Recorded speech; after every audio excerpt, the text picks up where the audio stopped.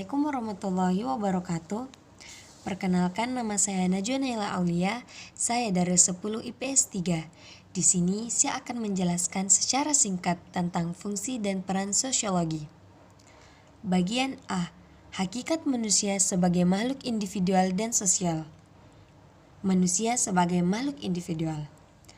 Adapun kata individu dalam konsep manusia menunjukkan bahwa manusia adalah makhluk otonom atau makhluk yang berdiri sendiri. Manusia sebagai makhluk sosial. Menurut Aristoteles, manusia pada kuadratnya adalah makhluk sosial. Dia tidak akan memperoleh keutamaan dan tidak akan menjadi baik jika tidak punya teman dan terasing dari masyarakat. Bagian B. Gejala sosial yang terjadi di lingkungan masyarakat. Adapun pengertian gejala sosial adalah peristiwa-peristiwa yang terjadi di antara dan oleh manusia, baik secara individu maupun secara kelompok. Contohnya, kemiskinan, kejahatan, peperangan, kewirausahaan, dan persamaan gender. Bentuk dan jenis gejala sosial. Menurut Guglielmo Ciardi, dapat dikelompokkan dalam bentuk gejala sosial yang menentukan the determinant social phenomenon dan bentuk gejala sosial yang ditentukan the determined social phenomenon. Jenis-jenis gejala sosial menurut Pitirim A. Sorokin dapat dikelompokkan sebagai berikut. A.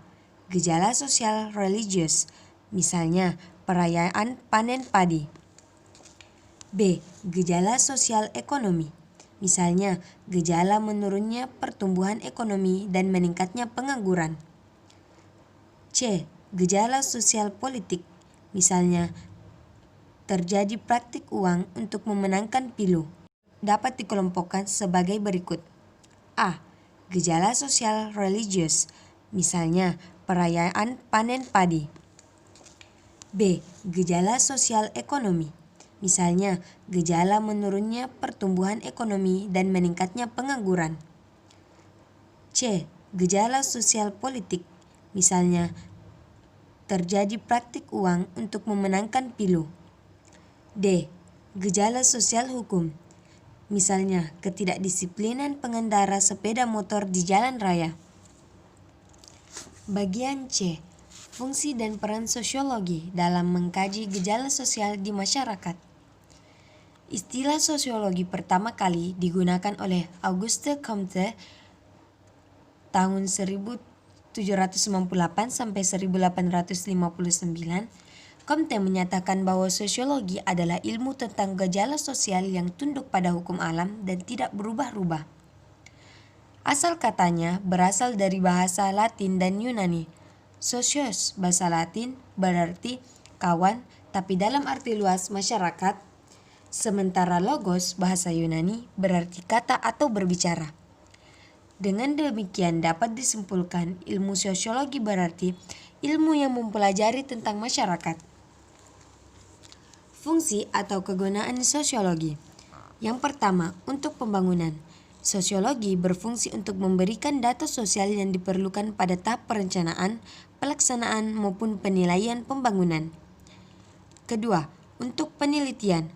Dengan penelitian akan diperoleh suatu rencana penyelesaian masalah sosial yang baik. Peran sosiologi. Yang pertama, sosiolog sebagai ahli riset. Para sosiolog melakukan riset ilmiah, tujuannya adalah mencari data kehidupan sosial masyarakat. Kedua, sosiolog sebagai konsultan kebijakan. Prediksi sosiolog dapat membantu memperkirakan pengaruh kebijakan sosial yang mungkin terjadi. Misalnya, ketidakdisiplinan pengendara sepeda motor di jalan raya. Bagian C. Fungsi dan peran sosiologi dalam mengkaji gejala sosial di masyarakat. Istilah sosiologi pertama kali digunakan oleh Auguste Comte tahun 1798 sampai 1859. Comte menyatakan bahwa sosiologi adalah ilmu tentang gejala sosial yang tunduk pada hukum alam dan tidak berubah-ubah. Asal katanya berasal dari bahasa Latin dan Yunani. Socios, bahasa Latin, berarti kawan, tapi dalam arti luas masyarakat. Sementara logos, bahasa Yunani, berarti kata atau berbicara. Dengan demikian dapat disimpulkan ilmu sosiologi berarti ilmu yang mempelajari tentang masyarakat.